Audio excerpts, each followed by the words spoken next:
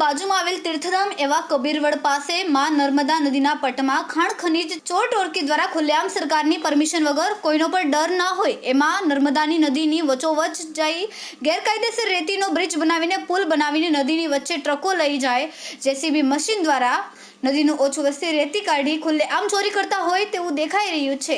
શું ભરૂચ જિલ્લા પ્રશાસન દ્વારા આવા અટકાવાશે ખરા કે પછી માં નર્મદાને ખોદીને છિન્ન ભિન્ન કરી નાખશે? શું વહેલાસર આવા નીતિખંડ માફિયા ઉપર સરકાર દ્વારા ગળું દબાવવામાં આવશે ખરું?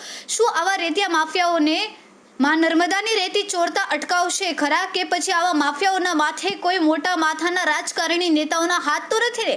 હવે જોવાનું રહ્યું છે કે આ રેતી માફિયાઓને ચોરી કરતા કોણ અટકાવે છે। રિપોર્ટર રવિ સૈયદ સાથે વિનોદ જાધવ, તહેલકા ન્યૂઝ, ભરૂચ।